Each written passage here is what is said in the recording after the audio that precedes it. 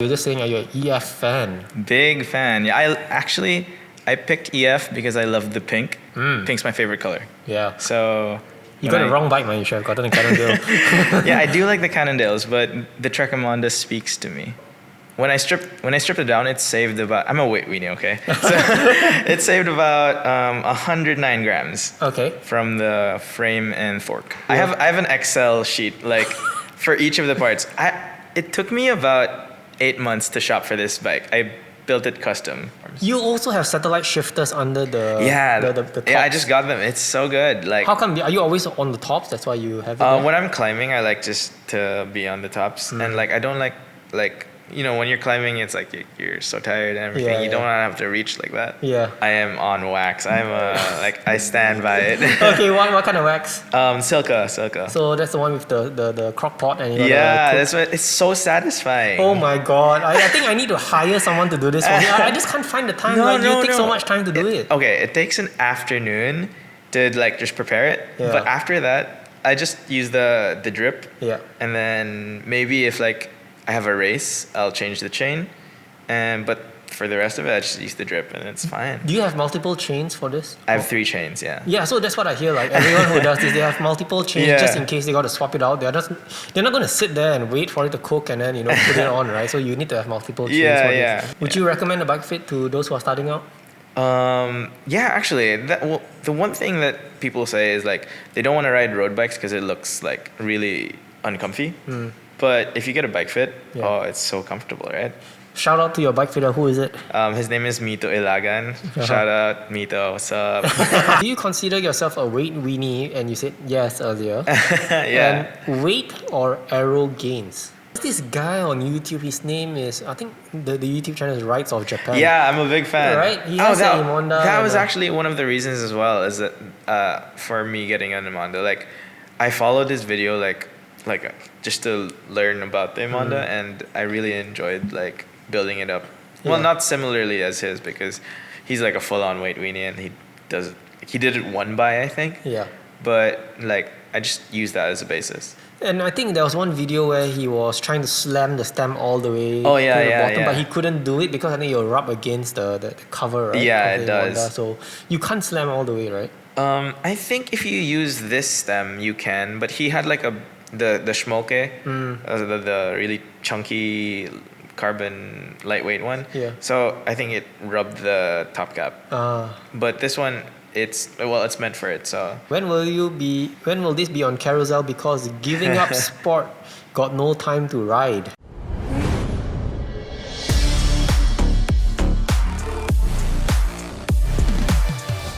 Rolling. Gab, thank you so much for coming all the way from the Philippines. Manila? Yeah. All right, thank you so much for coming, man. Happy to be here. And what brings you here onto the Oompa Loompa show? By the way, this shout out to all my Filipino viewers, if there are any. No, there's a lot. Really? Yeah, my friend, when you posted the questionnaire. Yeah. And then he messaged me straight away. Yeah, I woke up and then it was like, oh, so many messages. Wait, so did he knew that you're coming on, or he doesn't know? No, he didn't know. He was surprised. Okay, like what is my friend's photo doing on this IG? Yeah, exactly. Oh my god. Okay, so looks like there's some viewers, Oompa Loompa viewers in Philippines. So hello to all of you, and here's your represent. So yeah, Gab, thanks for coming, man. And you are here because you're on holiday. Yeah, on holiday. Okay, tell us about yourself. I know you've only been cycling for about 3 years. Yeah, 3 years. COVID cyclist? COVID cyclist, all yeah. Right. You've got a pretty nice bike here, man. Oh, thank you. And we were just saying you're an EF fan. Big fan. Yeah, I picked EF because I love the pink. Pink's my favorite color. Yeah. So you got the wrong bike, man. You should have gotten a Cannondale. Yeah, I do like the Cannondales, but the Trek Emonda speaks to me. Right. Yeah. Since you're a relatively new cyclist, I'm assuming this is not the first bike, or is this the first bike? This was my 3rd bike. 3rd bike? Yeah. You also have a Factor VAM, right? Austro. Austro Gravel. Austro Gravel. Yeah. And so what's the first bike that you got? My first bike was like a not super known brand. It was like an aluminium bike, yeah. And then my second bike was a Villiers Tristina, the GTR. Nice. Yeah. And then this one. Right. And then the Factor. Okay. So why did you get this bike, man? Oh, yeah. Actually, Oh, I remember the story. So I was on a local climb in the Philippines, and I was on my second bike, and there was this guy who dropped me. Like, he just flew off. Yeah. And he was on an Emonda. And that was the moment I knew. I was like, this bike is forever stamped. So is it the bike or is it the rider? I realized that it's a little bit of both. Yeah. Okay. Yeah. And wow, Trek Emonda. You in Singapore, I was just telling you earlier, mostly you see a lot of aero frames. Yeah. How's it like riding in the Philippines? Are you doing a lot of climbs or flats? How's it like there? There's actually a lot of climbs in the Philippines. In Manila, the closest place would be Antipolo. That's a very hilly area. Yep. So every time you go there, it's actually the only decent riding spot there that's not in the city. That's maybe like 45 minutes. Yep. And it's a lot of climbs, like probably be climbing for at least 20 to 30 minutes on the climb. Yeah. And then you go down and into the mountains. Wow, sounds like an adventure. Yeah, it's pretty nice actually. Yeah, and how's the riding scene there? Like, what bikes do people in the Philippines ride? Do you see a lot of very fancy, nice Dogmas, S-Works? Okay, so I think I'd describe it as in the city, there's a lot of like fancy bikes, and like if you go to the cafes, there's a lot of people like with Dogmas, a lot of S-Works SL7s. SL7s. Yeah, very popular. Yeah. Trek also has like a community. Actually, me and a couple of my friends who were on Emondas, we kind of started this Trek Emonda like page, like a group. Yeah.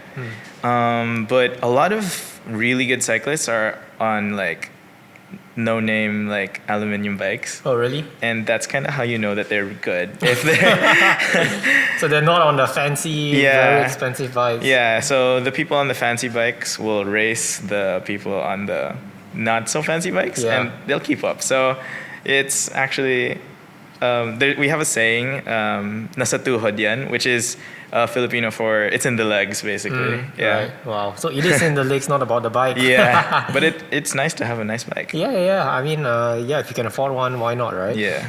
Okay, so you got this Trek Emonda.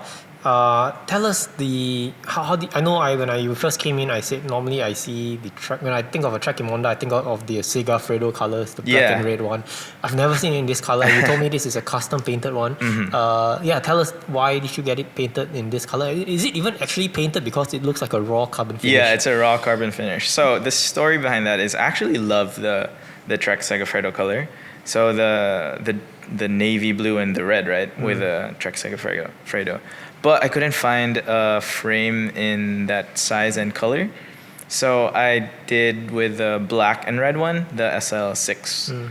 And I just put my own decals because I love the look. Yeah. And then I got the Factor. And then so the Emonda was just like sitting there, and I didn't know what to do with it. At first I wanted to sell it, and then I realized that I had this Singapore trip. And then, so I was like, I wanted to bring a bike, but I didn't want to bring the Factor because it was so expensive. Yeah. So I took this frame and I just built it up, and I had it stripped down. So when I stripped it down, it saved about, I'm a weight-weenie, okay? So it saved about 109 grams. Okay. From the frame and fork.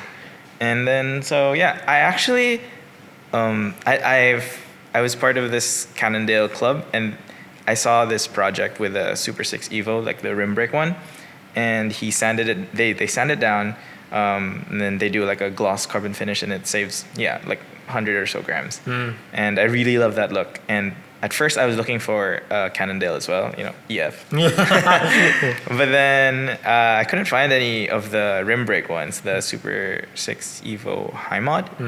So I was like, I'll just do it to my Trek Emonda.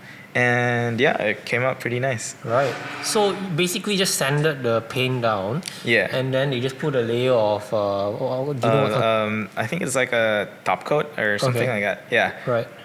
Basically like the white decals are, it's a paint. And then they put like a clear coat or top coat. Okay. Whatever they call it. So you shaved off about 100 grams from the original paint, and by just putting the top coat, does it add the weight back again?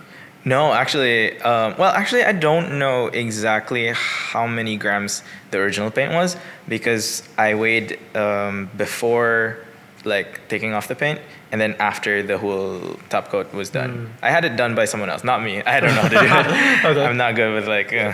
handy So stuff. you say you're a weight weenie. What is the weight of this bike? Okay. This is 7.5 something. Yeah. Okay. I Yeah. have an Excel sheet like for each of the parts. It took me about 8 months to shop for this bike. I built it custom. Okay, so tell us why 8 months? Okay, sorry, back onto the Excel sheet. Okay. You have the Excel sheet of each row of the components and the weight. Do you have a column for price? Oh yeah.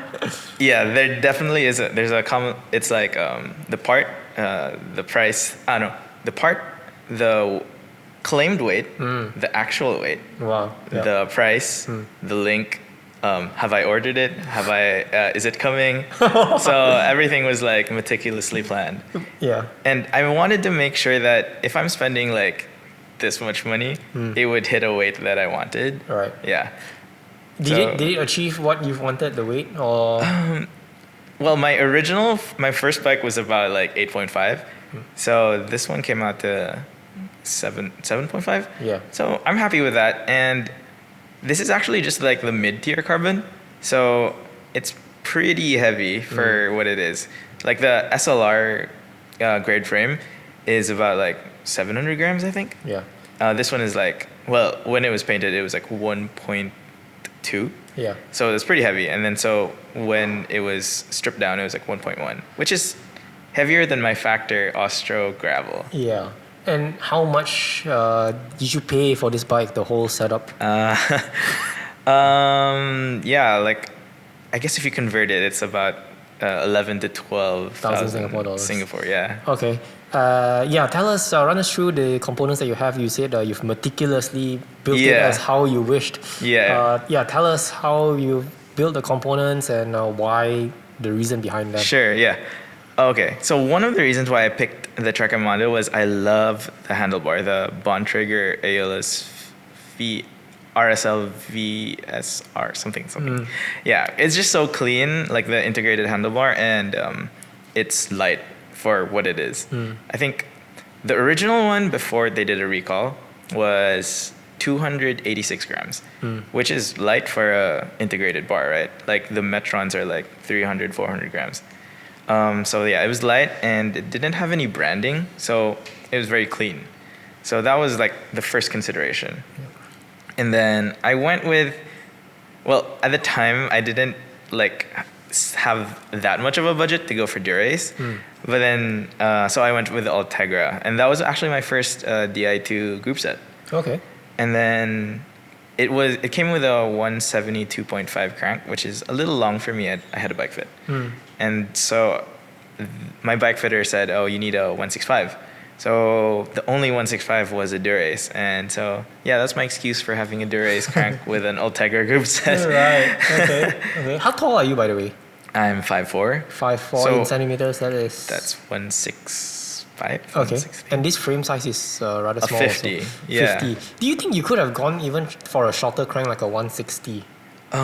Yeah, but I would have trouble finding one. Okay. Yeah, I ordered this one from Germany. Like, oh, the crank set? yeah. Okay. Yeah, and there's a website that I go to. It's my favorite website because they put the weights. Yeah. It's called R2 Bike. I don't know if you've heard of it. No, I've not. Yeah, it's based in Germany, and like they have all the weight-weenie parts. Okay. So that's all the story in the crank set, 165. Yeah. And what else? Pedals, are you on Shimano? They're the Asioma. Asioma. Yeah, power meter. Dual, right? Just the single one. The single-sided one. Yeah, because okay. it's lighter. Okay, why did you get the single-sided crank arm then, the one with the power meter? Oh yeah. I had the Asiomas first before ordering the crank, so I said like I don't need a power meter on my crank. So yeah. Okay. The saddle is a Cell San Marco. It's the version 1 of the short fit carbon one. I was debating between like, you know, those like super like lightweight carbon saddles that doesn't have any padding. Yeah. But it didn't look too like yeah. like it didn't look like it would last. Yeah. So I said maybe I'll like have a bit, of weight there. I mean, like, it came out to, this saddle is like 140 grams, which is pretty light. So, yeah, that I could possibly save maybe 70 grams if I went for a fully carbon saddle, but nah. Or maybe in the future. Maybe in the future. Yeah. Okay. And you've got wind space Luns. Yeah. These are 50s or? The 50s. 50s. From 2021. Why don't you just go for the super shallow ones? The 38. I just love the depth of 50s. Yeah. It looks so cool. And like having a 50 on an on a climbing bike, there's just something about it. And I think the wind space, they're really light for like a 50. I think it's like a 1,420 something grams. Okay. Which is like 100 grams lighter than the usual. Yeah. Right. And they're also pretty good price. Yeah. Yeah. Are you on clinchers, tubeless? Tubeless. Tubeless? Yeah. What's the pressure, man? Okay, so sorry? What's the pressure that you're running on? Oh, pressure. 60 PSI. Yeah. Okay. And you did a bike fit. Is bike fit something very common in the Philippines? There are two camps about it. Like, there's some people who don't believe in it at all, and there's some people who swear by it. Yeah. So I'm part of the people who swear by it. I'm friends with my bike fitter. So whenever I buy a new bike, I always just like, hey, will this fit me? Will this fit me? Would you recommend a bike fit to those who are starting out?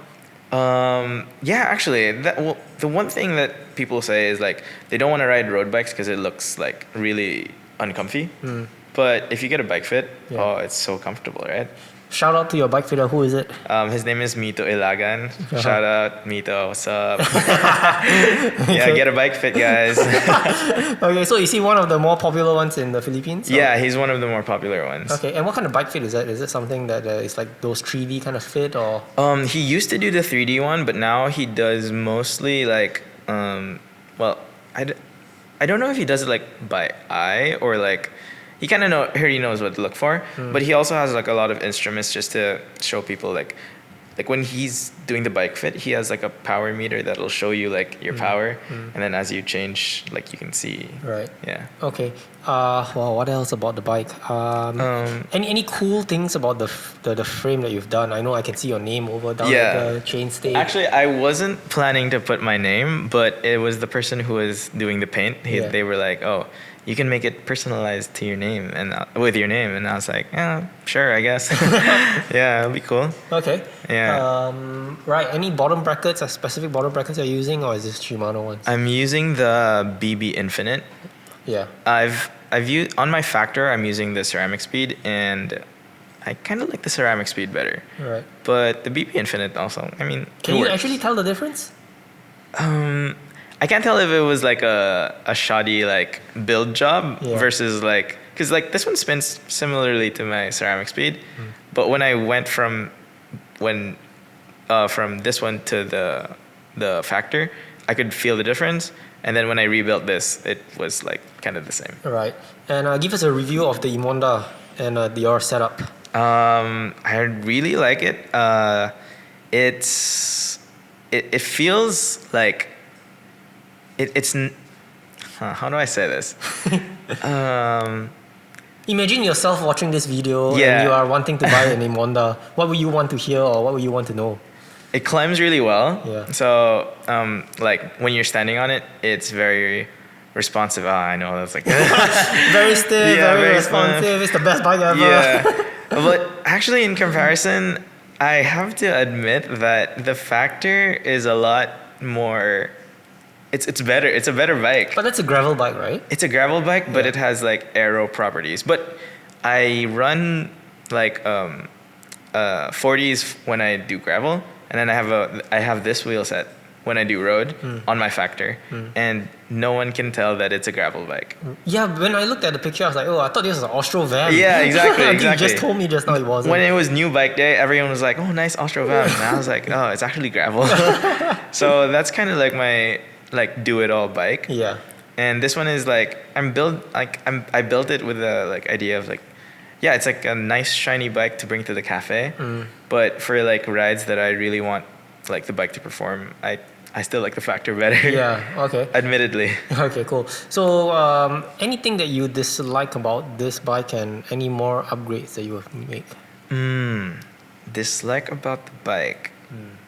Okay, maybe not about the bike, but like the size of it. Well, I'm a short person, so the top tube, because it connects to the seat stay. It's kind of like It's all the way down. yeah, all the way down. I think it would look worse on the Madone. Yeah, definitely. The Madone is like in a size like this is like the second size from the smallest. The Madone, like on the smallest, it's like basically like a straight down mountain bike. Yeah. Okay. So sizing? Yeah. And is this a smaller size? No, this is the second smallest size. Okay. It was between the 47 and the 50. I went with the 50 because the 47 looked horrible. And the 47 is the smallest, or you still go smaller? No, that's the smallest. The smallest. Okay. And I'm out of questions, but let me see. Oh, what about the wheel set? Tell us reviews of this. Oh Hypers. yeah, I love it. It's bomb proof. Like, have you seen like the GCN video where they like hit it on the curb? Pretty much the same experience. The roads in the Philippines are horrible. Yeah. And potholes everywhere. But I've had no problems at all with this wheel set. Right. Except in terms of durability. Yeah. But it does catch crosswinds pretty like badly as compared to other wheel sets.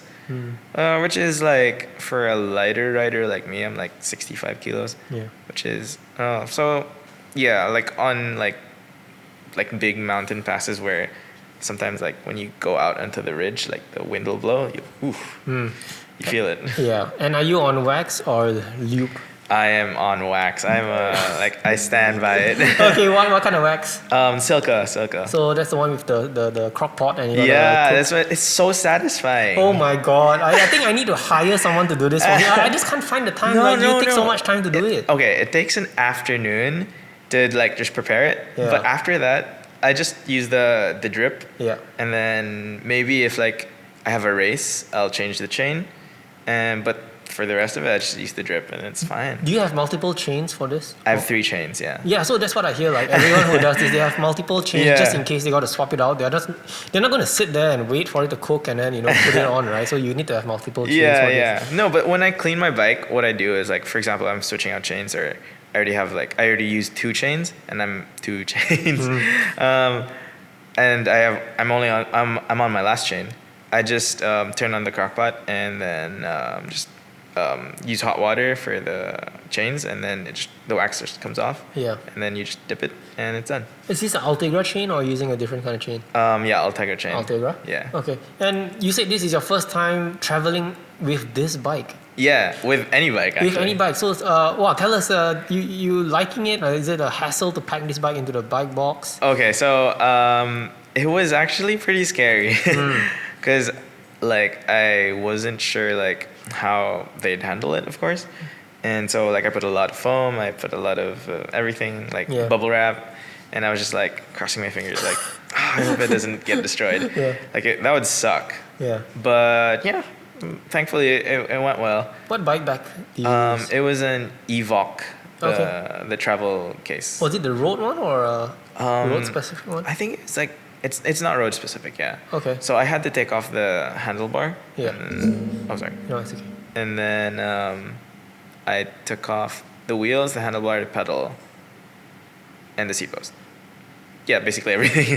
but this is an integrated cockpit, right? Yeah. So how is it like removing the handlebar? Wouldn't you run out of cables? Like when I had this built, I asked them to put some slack in the cables. Okay. Because I told them that I would pack it. So they just put it just enough. Okay. Nice. And so you're in Singapore, you've done some riding here. First time riding in Singapore? No, I rode last year. Okay. I did Faber, I did TMCR. Okay. For the Filipino guys who are watching, tell them how is it like riding in Singapore? Oh yeah, it is amazing. Amazing? Oh no. Amazing. Like, you guys have it so good, honestly. In what sense? So the cars are very respectful here. Really? And the roads are really, really like, as in comparison, they're really nice. Like the asphalt. Okay. I have to agree, Singapore's roads are one of the best. Yeah. But you said that the riders here are very respectful. Is that so? So the Filipino drivers are not as... Oh, no. They're horrible. Like, just riding in the Philippines, in Manila, is an extreme sport. Like, I really don't know if I'm going to get home in one piece every day. Like, you go out into the mountains early in the morning, so there's no traffic yet, right? But by the time you come back, it's like super duper traffic, and like you have to squeeze into the side. Like we have bike lanes, but it's mostly used by motorbikes. Yeah. So then you're like just fighting for, you know, but your bike handling skills will get so good. Yeah, for sure. Yeah. So when you what's your favorite route here in Singapore? So far, well, I like going up to Mount Faber because it reminds me of home. Like, Okay. you know, climbs. Yeah. But it's kind of short. It is very short. It's like before it gets like difficult, it's over. Yeah. Yeah. Okay. Have you done TMCR? Yeah, TMCR. Well, what I appreciate about Singapore, like the roads, is that, you know, you have the ECP like service. Yeah, the service road. Yeah, service road. Yeah. And then you have TMCR, which is like you don't get a lot of like long flat stretches of just straight in the Philippines. At most, we have what we call the MOA laps, which is like this straight road, also coastal, in front of a mall, and it's about 1 kilometer long. Wow. Okay. And then you just do laps. Right. Like, so it's like a crit. Yeah, pretty much. Like you have to U-turn at each end. So Yeah. if you look at your speed and your power, it's like. Okay. Yeah. And you've also mentioned you were here in Singapore and you were hosted by Rafa. Oh yeah, like I joined like some of the Rafa rides. Yeah. Actually, I'm a new RCC member. I never found it super worth it in the Philippines because we don't organize as many rides. But the first thing I did when I got here was I signed up for RCC. I got the app and then I joined rides like every day, and then it's like, wow, it's so nice. Like this morning was my first time to do like a fast paced ride, and we were like, it was my first time to be in a ride where you're not just chatting with people. Yeah. And like they really like when you meet, you chat, and then when you ride, you really ride. Yeah. Right? Like super like you're just right behind the person and you're just going like 30, 40, and it's like, wow, so fun. It's so organized. Yeah. I'm not unfortunately, I'm not a RCC member, but I've heard a lot of good things about people who are out of Singapore, they come here, or even just traveling around the world, because I think this gives them like a global membership. Yeah, exactly. Yeah. Like, I wasn't the only like person from out of town usually on the rides, and it was nice that like people were welcoming. Yeah. Yeah. Okay, so where do you guys go this morning? We went around the reservoir, after that I went to Faber, just to see it. Yeah. Okay. So, but what's the expectation of the RCC club? Do they expect you to be leading the pack, or are they okay with you just drafting? Yeah, pretty much. I was just drafting because, well, the ride leaders are the ones who are in front, and then they just say like, if you want to take a pull, take a pull. Yeah. If you want to break away towards the end, go ahead. Yeah. And it's pretty chill. I mean, the community is good. You guys go for coffee after? Yeah. Okay. We did Sarni's last Friday. Yeah. And then here, I forget the name of the place. Right. But yeah, it's nice. Well, what I also like about it is like, it finishes quickly. So you still have the rest of the morning. So what time do you start and what time do you finish? The meetups are usually like 5:30, and then That's so early, man. it is pretty early. And I do have like personally, I have a really like long morning routine before getting ready for a ride, so I have to wake up quite early. Yeah. Yeah, and then but it's done by like 7:15, and then you have the rest of the morning, which is nice and efficient. I'm definitely not a morning person. I struggle to wake up. Like when people tell me like, okay, we are going for a ride at 5:30. Do you want to join us? I'm like, hell no, man. I'm gonna have my beauty sleep. Yeah. So do you ride mostly at night? I ride mostly at night because I have work, and I just can't wake up in the morning. Unless it's like a weekend, I'll try to wake up in the morning. But even then, it's still not early according to local standards. Yeah. I wake up at like 6:30 and I only get out of the house at 7:30. 30. I need a tan, man, so I look a bit more professional, you know. Do you want to see my actual color? Yeah. This is my actual color. Oh man. Try rolling up your sleeves. Do you have a tan there? I don't know. Not so much. These jerseys are pretty thin, but I have like the funniest tan line on my back. Yeah. So these are Rafa jerseys. Yeah, the arrow one. That's my favorite Nice. type. It looks like it really fits you, man. I like it really tight. Yeah. Okay, cool. Anything else about the bike before we move on to the Instagram questions? I think that's about it. Is there anything interesting? Anything else you would like to say to potential buyers of the Emonda? What should they look out for if there's anything?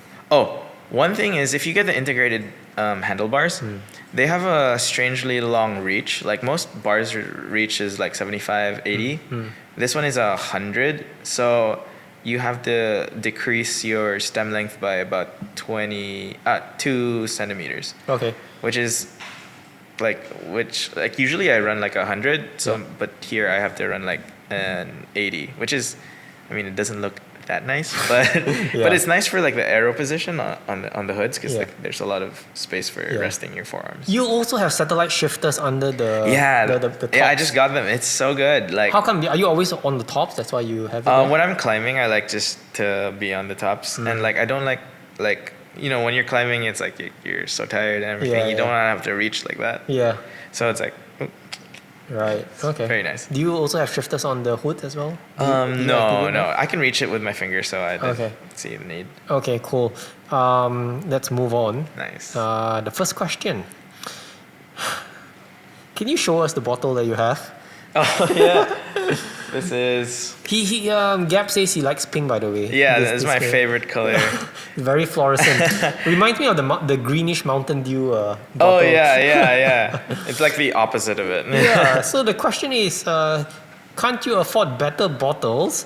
And why pink bottles on a black bike? Oh, okay. So, yeah, I do have like the better bottles like Elite, Camel Black, stuff like that. But the pink bottles, I mean, just matches the kit. Okay. Do you think you'll be ever getting a Cannondale, man?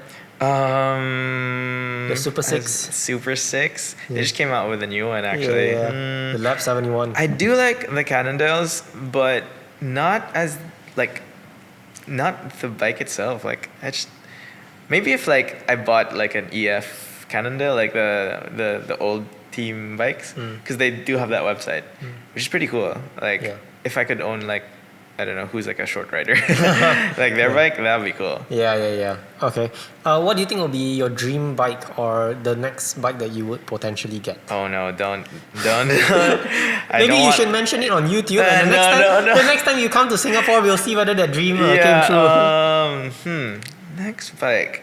I am so happy with my Factor, like, because I wanted to do gravel racing. Like my friends were gravel racing's pretty big in the Philippines now.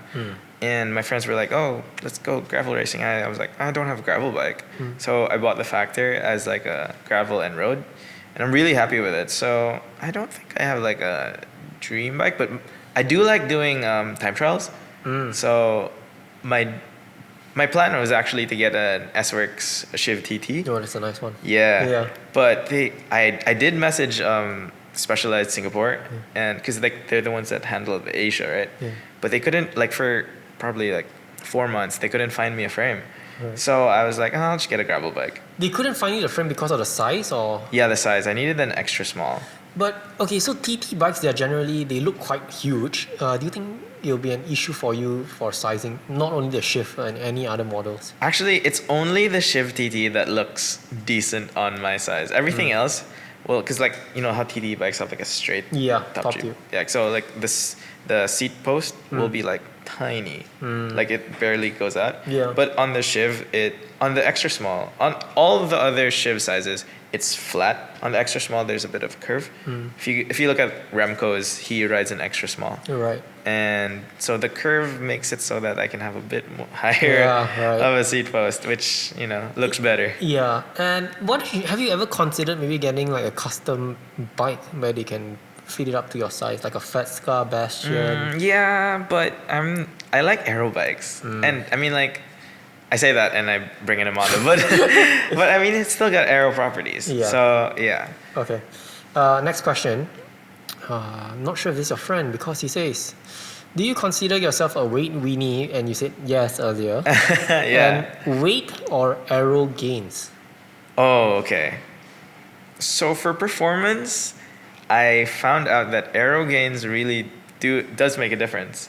So I did this climb in the Philippines on the Emonda, and then I did it on the Factor, the aero bike.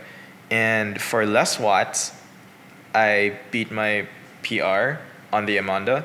So aero does work for like performance, but it's more fun to be a weight weenie. I mean, like aero, you can like have the aero measurements and stuff. Which one is more costlier? Yeah, no, it's definitely the weight weight weenie. weenie. Yeah, but it's so fun to just like look at parts. Yeah. And, like, there's this guy on YouTube. His name is, I think the YouTube channel is Rights of Japan. yeah, I'm a big fan. Right? He has an Emonda. That was actually one of the reasons as well, is that for me getting an Emonda. Like, I followed his video like just to learn about the Emonda, and I really enjoyed like building it up.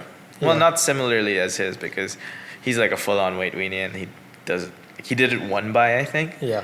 But like I just used that as a basis. And I think there was one video where he was trying to slam the stem all the way Oh, yeah, to the yeah, bottom, yeah. but he couldn't do it because I think you'll rub against the cover, right? Yeah, of it the Emonda. does. So you can't slam all the way, right? I think if you use this stem, you can. But he had like the schmoke, the really chunky carbon lightweight one. Yeah. So I think it rubbed the top cap.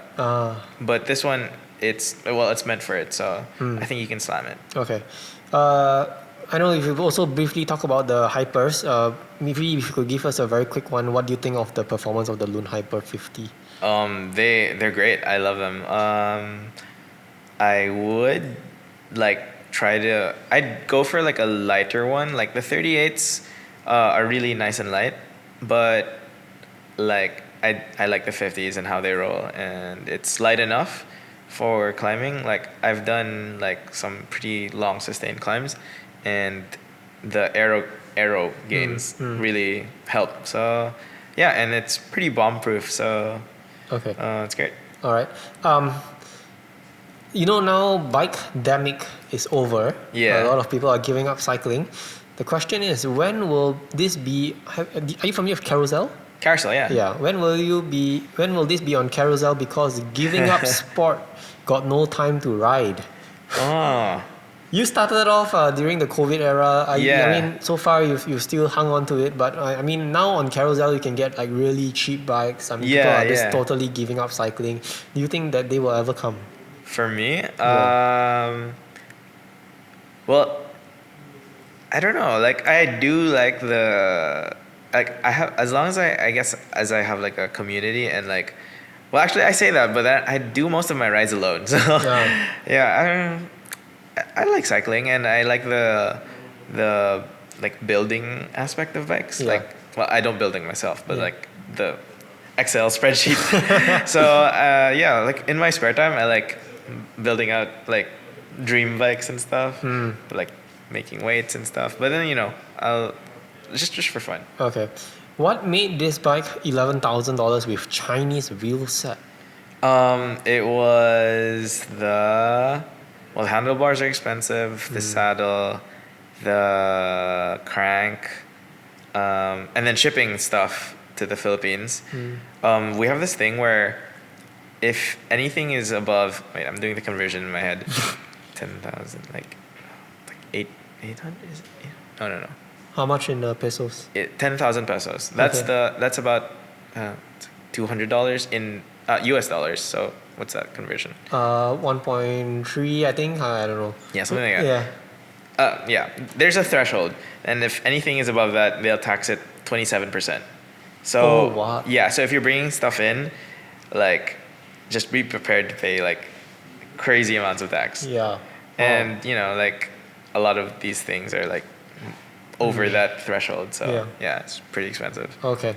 So it's mainly because of just import taxes and stuff like that. Okay. It's hard to get parts here. I went to One Bike Asia, and I was so amazed because like the selection of stuff was like, wow, it's so complete. Yeah. In the Philippines, like you'd have to order and wait a couple months at least. Yeah. Okay, last question for the day. why did you get a Trek instead of S-Works, as both of the brands are in the same price range? Everyone's on an SL7 and I want it to be different.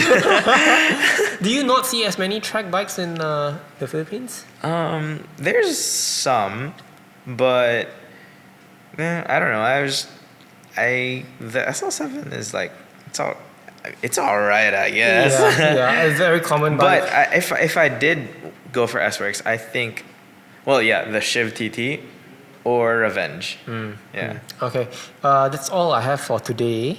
You've got extra air time if you want to address or give a shout out to anybody who's watching back in the Philippines. Shout out to the Trek group in the Philippines. Shout out to the Factor group in the Philippines. My bike fitter, Mito. TJ, thank you for lending me your bike bag and all the weight-weenie boodles. That's what we call like when we send each other links of like stuff to buy. And then we're like, I didn't want to have to spend. But yeah, spending, it's fun. Wow, okay.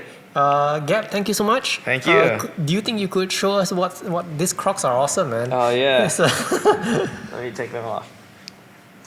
These are my Crocs. These are Rafa branded Crocs, man. I love Crocs. Okay, I used to wear Crocs even before these. Yeah. And then when they came out, like I was like, oh yeah, I'm gonna get that. Are they much more expensive? The fact that it's Rafa branded. I think it was the same price as normal Crocs. Right. It was just harder to get. I mean, like, it ran out of stock quickly. Right. Okay, Gab, thank you so much. Thank you. To everyone in the Philippines, thank you for watching. And maybe I'll get more Philippine viewers the next time here. Yeah. And ride safe, and I hope to see you again, man. Yeah. Thank you. Thank you. Awesome, thanks, man. I lost myself again. You hit it just like a drug. This time I won't let you in. You're playing with fire. No, I didn't, I'm the prey. But this time